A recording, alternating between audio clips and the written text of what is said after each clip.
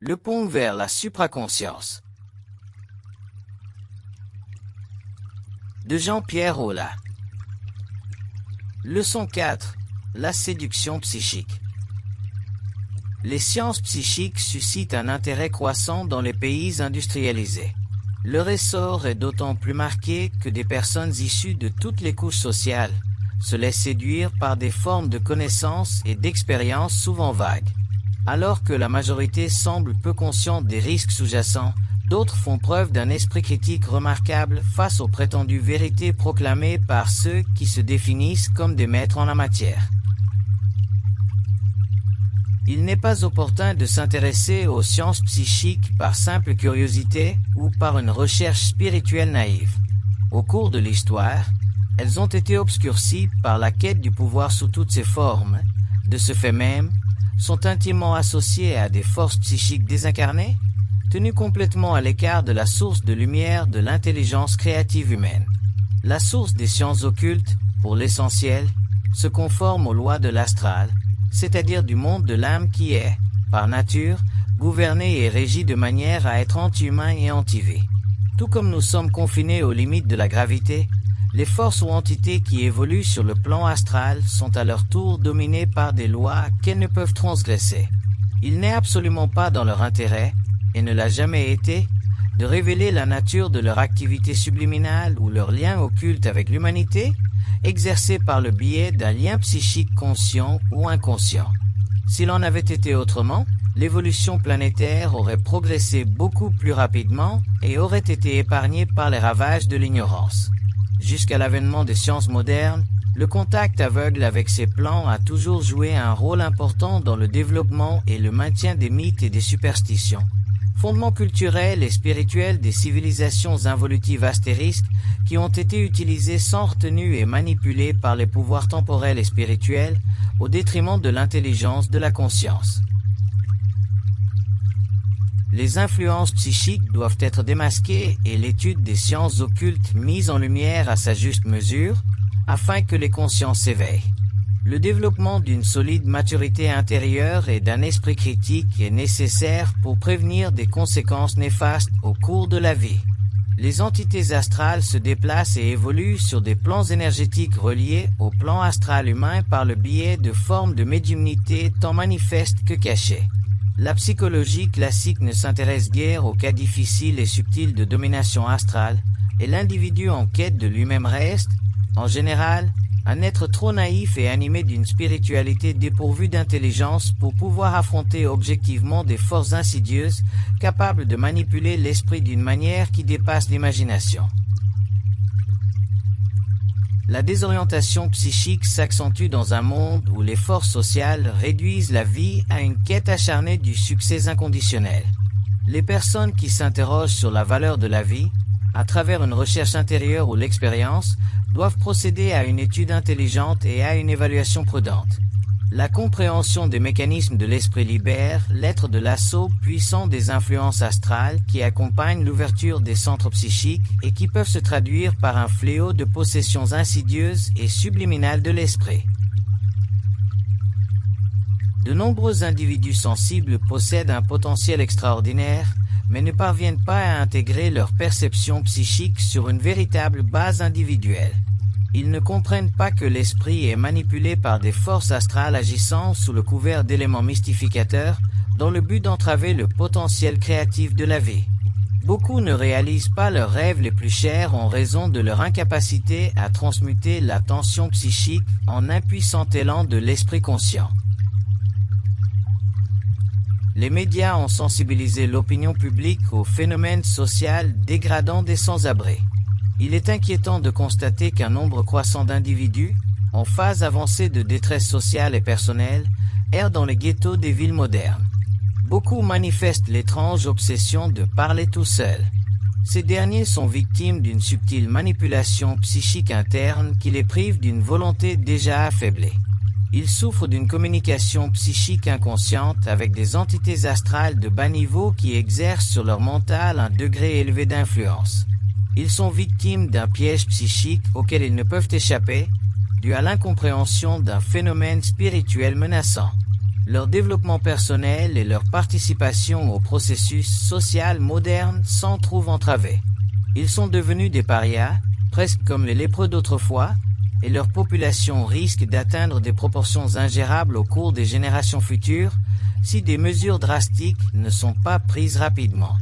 Une telle détérioration de la qualité de vie implique qu'un nombre croissant d'individus égarés sera voué à partager le sort des sans-abri et cessera de faire partie des citoyens actifs en raison de leur incapacité à comprendre la domination psychique subliminale dont ils sont victimes. Les sans-abri sont les vestiges humains d'une race qui a perdu le contact avec sa propre identité. Ils seront marginalisés en raison de notre incapacité intrinsèque ou de notre crainte d'approfondir les aspects les plus profonds de l'esprit qui menacent une vision fondamentale de la réalité. Les paramètres psychologiques actuels ne suffisent pas pour étudier l'assaut qui s'abat sur les membres affaiblis d'une race dont les structures sociales se révèlent de plus en plus vulnérables aux forces néfastes de l'inconscient.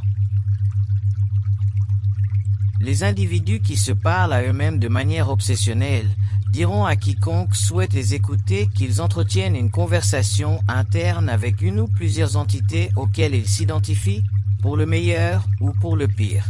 Ces entités, identifiées par un nom ou toute autre forme de symbole, peuvent les magnétiser par la pensée, ce qui conduit à une perte totale potentielle de leur identité.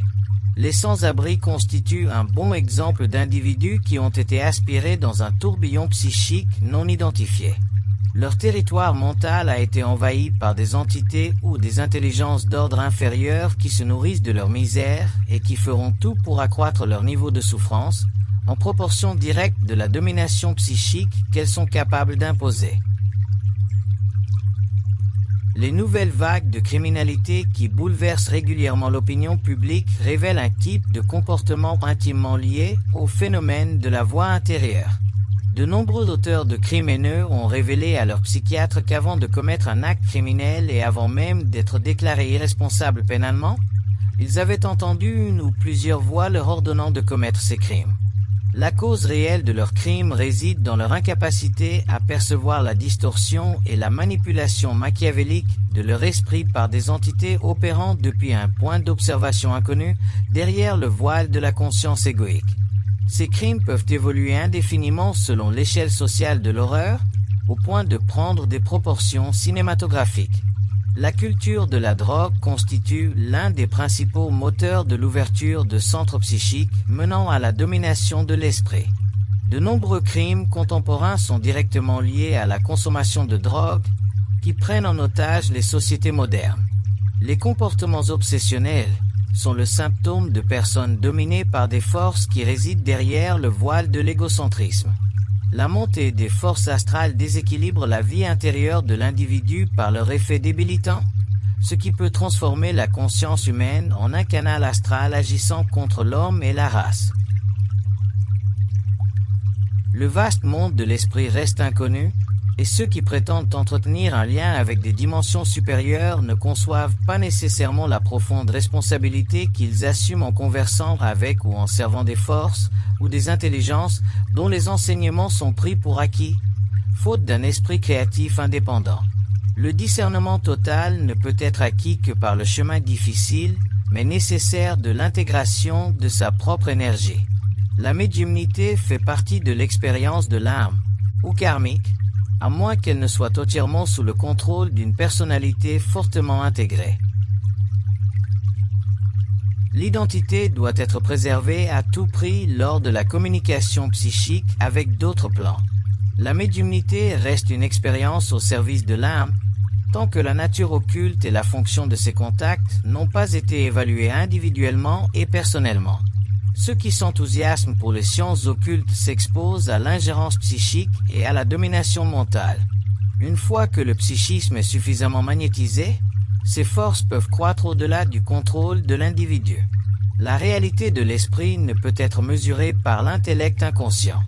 Cela nécessite une profonde transformation du mécanisme de la conscience et une pleine compréhension des lois psychiques qui sous-tendent l'organisation systémique du monde astral.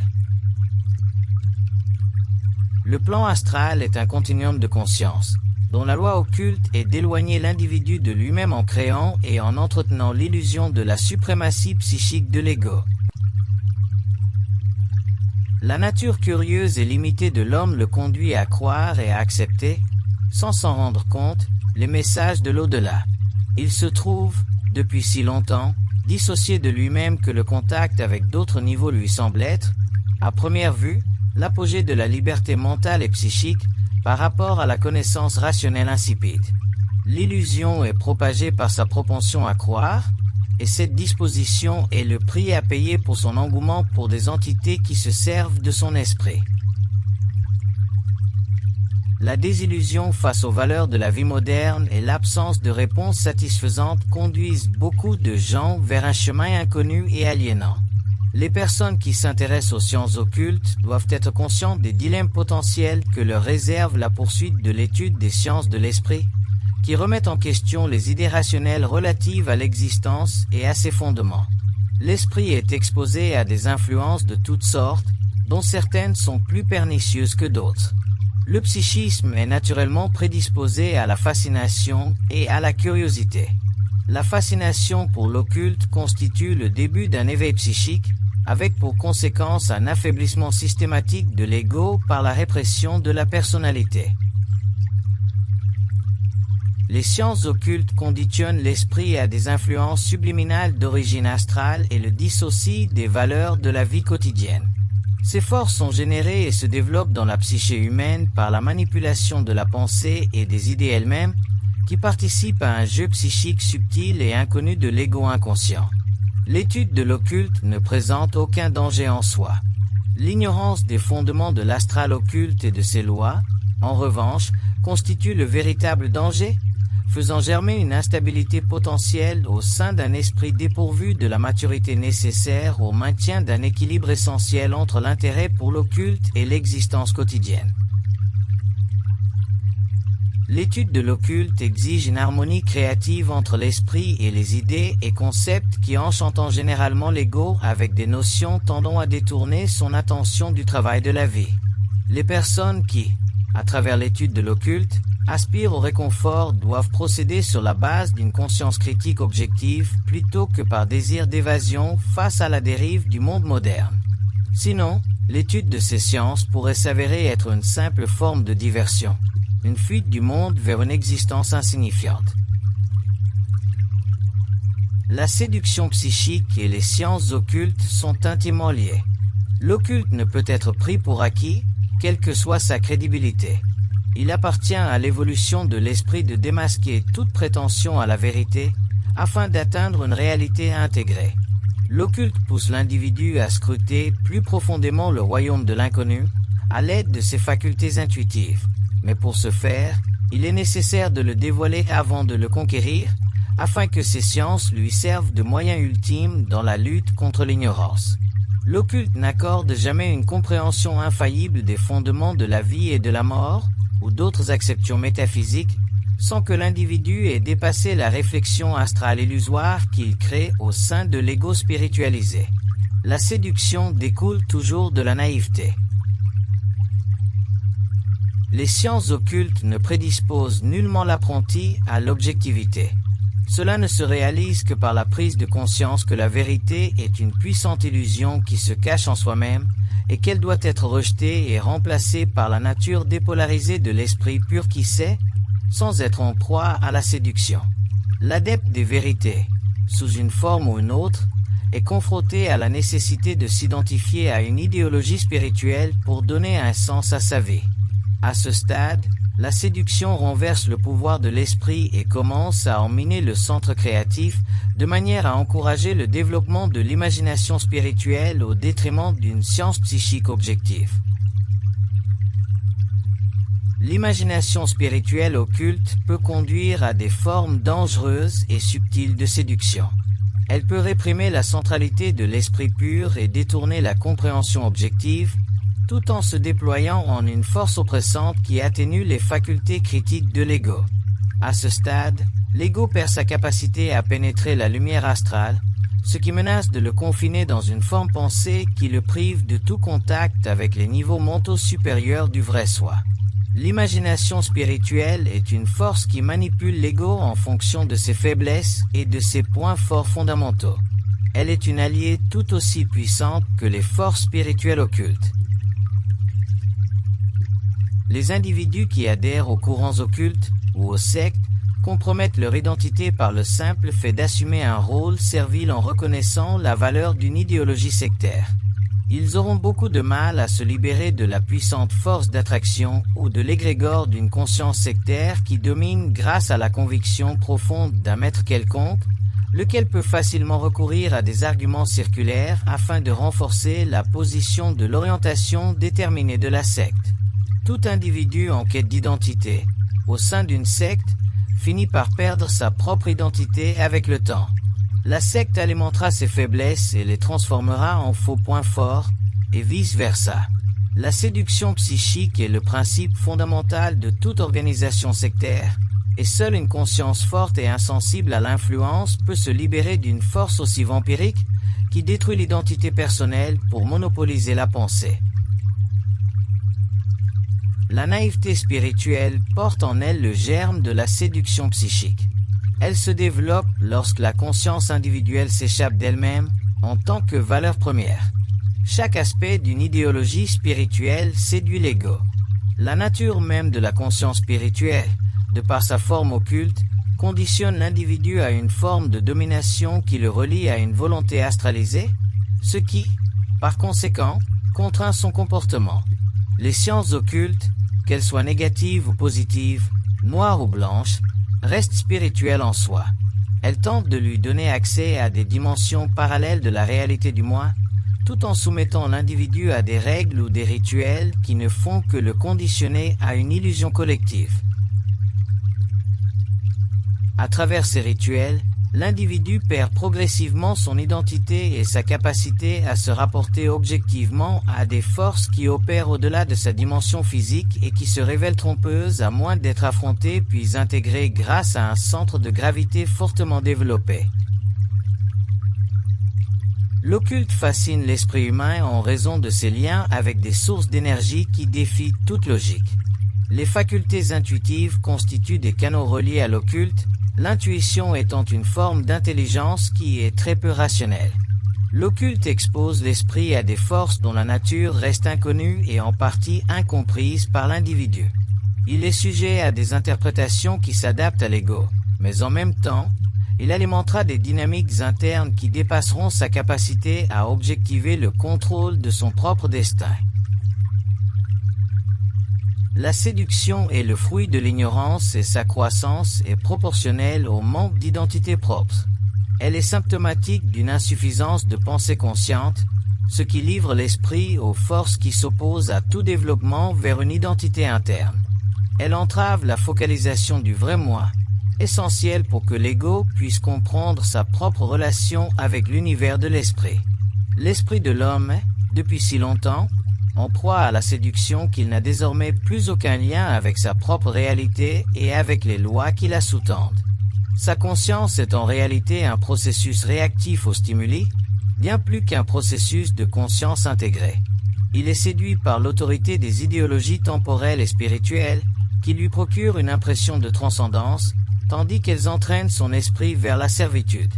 Les religions ont séduit l'humanité et mystifié la réalité au-delà de toute reconnaissance et compréhension objective, tandis que la science n'a pas su compenser en termes de créativité, dans la mesure où elle a nié et donc réprimé les pulsions psychiques de l'homme, sa communication avec les réalités alternatives. Depuis des temps immémoriaux, l'accès à l'esprit pur a été entravé. La séduction est l'héritage d'un échec, celui de ne pas avoir su entrevoir la déception des vérités consacrées par la société. Elle interfère avec le développement et la croissance de l'identité personnelle et de la véritable liberté, qui ne peut être atteinte sans avoir été arrachée à l'inconscience.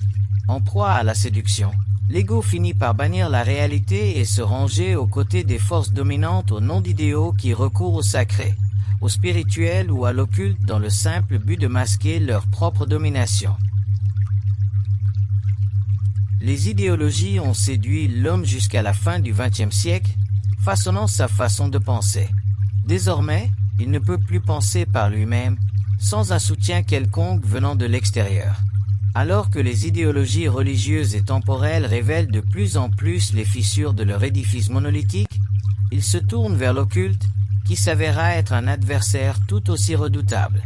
Il devra apprendre à développer une faculté lucide et hautement critique fondée sur l'esprit pur, sinon il sera contraint, au cours du siècle prochain, de faire l'expérience de forces psychiques et occultes qui l'utiliseront, faisant de lui un canal de l'inconnu. L'occultisme fait son apparition dans les pays les plus industrialisés. Cette science séculaire inquiète l'opinion publique, pas nécessairement au sein de la Société des Nations ou des civilisations sous-développées, mais précisément dans les sociétés les plus avancées du monde. L'occultisme se répand aujourd'hui à travers une variété croissante de sectes spirituelles marginales et de sociétés secrètes, et leurs multiples visages captivent l'imagination et subjuguent des milliers d'esprits, tout en plongeant l'ego insouciant dans un tourbillon d'expériences néfastes. Les personnes qui ont cédé à la séduction se laissent facilement entraîner, de leur plein gré, devenant insouciantes tandis que leurs maîtres de pensée s'enlisent de plus en plus aveuglément ou communiquent naïvement avec de prétendues sources de connaissances qu'ils ne peuvent évaluer par eux-mêmes ni intégrer objectivement. Ceux qui aspirent à l'adhésion sectaire ressentent le besoin d'identification que la séduction promet. Le monde matériel du marketing a développé des techniques sophistiquées de séduction qui asservissent les masses à un mode de consommation sans fin.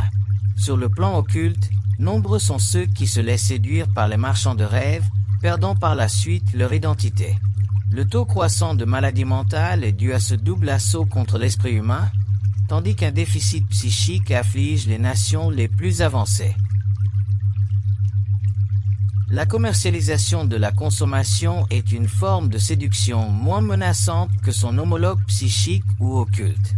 Ceux qui se laissent séduire par l'occulte courent le risque de sombrer dans une dérive qui ne les mènera pas nécessairement là où ils souhaitent aller, selon ce qu'ils croient savoir. Bien que les sciences occultes tendent à adoucir la vision rationnelle et rigide de l'individu concernant la vie et la mort, elles peuvent aussi faire naître certains espoirs qui pourraient ne jamais se réaliser, compte tenu des illusions qui les ont générées. Les illusions occultes font partie d'un jeu cosmique mené par le monde astral contre l'homme. L'univers est une réalité multidimensionnelle au sein de laquelle les intérêts humains et astraux s'opposent diamétralement. C'est sans aucun doute l'une des leçons les plus essentielles et pourtant les plus difficiles à comprendre pour quiconque s'intéresse aux aspects de la vie qui transcendent les banalités de l'existence quotidienne. Depuis la nuit des temps, la séduction revêt le masque de la vérité. Il n'est donc pas surprenant que l'histoire ait été celle de la séduction à tous les niveaux. Rétrospectivement, on pourrait soutenir que l'évolution de l'intelligence consiste à apprendre à ne pas succomber à la séduction. Alors que l'involution astérisque est un processus historique où la séduction est totale, l'évolution sera plutôt le reflet de la liberté pour l'humanité et pour l'homme en tant qu'individu. La séduction a influencé une part si vaste de la conscience humaine que, ne serait-ce que par son indifférence à son égard, l'homme serait, de ce fait même, intelligent au sens créatif du terme. La séduction psychique, parmi toutes les formes de séduction, la plus trompeuse. Non seulement elle envoûte l'ego, mais elle altère également les vibrations de l'âme. Si l'homme était intelligent au sens conscient du terme, son esprit en serait absolument libre. Elle ne ferait plus partie de son expérience émotionnelle et mentale. La séduction est un parcours astral qui mène à la conscience humaine et qui cherche à influencer l'ego jusqu'à lui faire perdre son identité. Par la séduction, le plan de vie astral de l'âme conduit à la souffrance. L'esprit supérieur est soumis au pouvoir de l'âme et l'homme perd son identité d'être intelligent. Il devient un instrument de la vie, une contradiction à la liberté réelle. Nous avons été séduits à penser que le libre arbitre constitue notre véritable liberté. L'illusion du libre arbitre a remplacé la liberté réelle dans notre esprit. Des millions d'individus, dans le monde sous-développé de l'esprit, voient leur vie bouleversée par l'illusion du libre arbitre.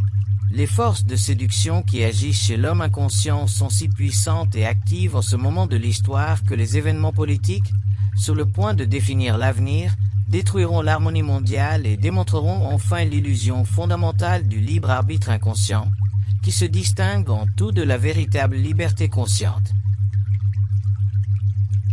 L'évolution exige un éveil complet de la conscience face aux forces de séduction à l'œuvre dans le monde. À défaut, l'ingéniosité humaine se trouve impuissante face à l'agression qui menace de provoquer des ravages tant au niveau social qu'individuel. On ne peut mettre fin au processus de séduction de la vie inconsciente qu'en apprenant à identifier la réalité, au-delà de la pensée et de son pouvoir de magnétisme. Ceux qui se consacrent à l'étude des sciences occultes doivent comprendre que la nature de l'être ne peut être appréhendée par aucune forme de connaissance qui n'ait été intégrée dans une conscience individualisée. Le processus fondamental de l'activité psychique sert à nous donner une leçon sur le développement de l'intelligence réelle. Sans une prise de conscience profonde du pouvoir de séduction des forces astrales, l'identification au noyau interne de notre être et de notre esprit nous échappe, tout comme l'unification de ce que la séduction cherche à diviser.